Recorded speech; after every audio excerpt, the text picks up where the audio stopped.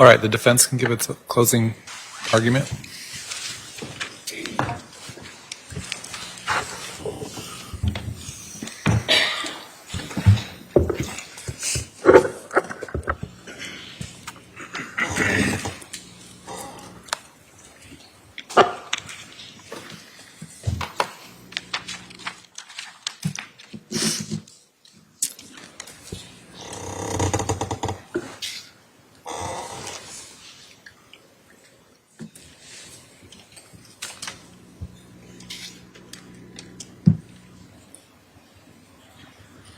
When a family breaks apart, it is a tragedy, with the devastation far-reaching, affecting many people. I am not exempt from tragedy, none of us are. But what we learn from it is most important. Because of this experience, I've studied the law and the judicial system, and that knowledge will stay with me forever. When we experience tragedy, we can grow stronger from the experiences, and then those experiences are not all negative. You would think that often people in my position would feel defensive or angry, and from where I'm standing, I understand that very well.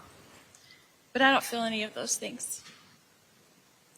You have watched me under pressure, under scrutiny, and even under attack. And I have shown you that I'm not on any of those things. I'm going to object to character evidence and testimony that's not in evidence. Ms. Daybell, could I have you pull that microphone a little closer, please? You can't be upset with people who are forced to look at your life from a distance or judge it through a lens that's being intentionally distorted or being at least very limited. Like the lens the state has shown you on this event. There's so much more going on that is not included to your view. The law prevents some of these things from being shared I'm in going to trial. object, Your Honor, to improper. Sustained. You have seen opinions formed by strangers trying to put together a narrative. I have shown you that basically there is no defense to what a person did not do or did not participate in. Other than what you've seen, which is no evidence that I made an agreement to commit a crime, because no such evidence exists. So I'm not defensive. I'm not angry. Nobody has all the pieces to this puzzle. It is complex. Like most families, this is a complex issue. And like the state, I was not there. But there is no agreement, no plan, no game. I am no stranger to tragedy. The breaking up of a family is tragedy.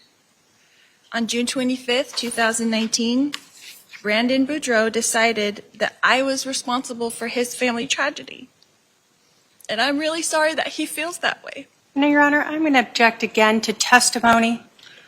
All right, the jury is reminded that what is said in closing statements or closing arguments is not evidence, it is not testimony. The intent of the closing argument is for each side to argue what the evidence shows. Go ahead. I did and have supported my niece Melanie when she suffered tragedy as a young child and during this terribly difficult time in 2019.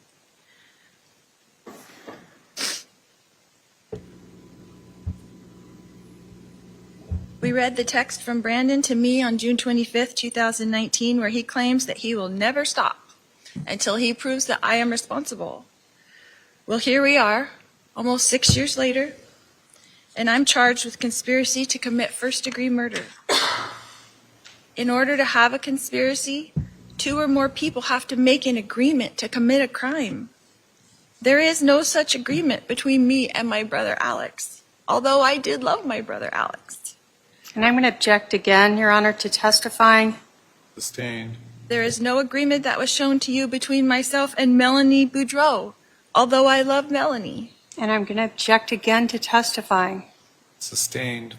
I cannot tell you what happened that day on October 2nd, 2019, because I was not there. And I'm going to again object to testifying, and please strike everything the defendant has said. All right. The defendant is admonished you cannot argue things that were not admitted into evidence. The prosecutor wasn't there. Law enforcement wasn't there. Only Brandon knows what happened before he called 911.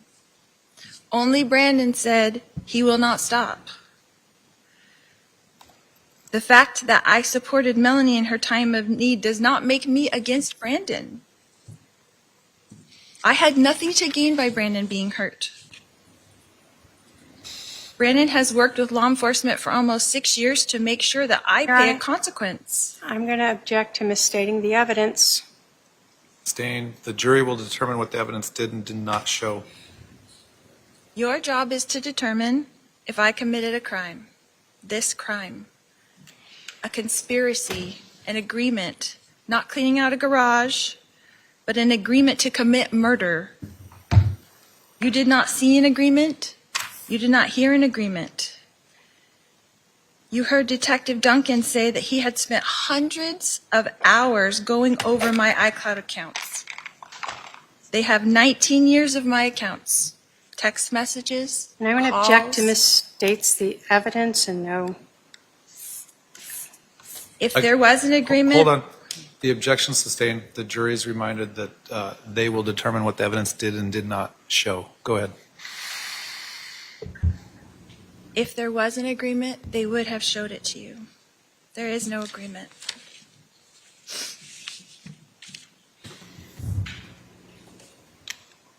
We've all experienced tragedies in our lives, and naturally people want someone to blame, someone to pay a price. My brother is no longer here. We can't ask him about that day. There were things presented in this case that I did not know. And I'm going to object again to testifying, Your Honor, and ask to strike. Sustained. Things that I saw, I thought, And again, I'm going to already ask to strike. All right. The defendant cannot testify to things that were not testified to from the witness stand. because this is the theory the prosecutor wants you to see, it is limited. How can we say clearly when the law only allows for a skewed view of things? The devastation this family has gone through is the tragedy. After almost 6 years, it's time for healing.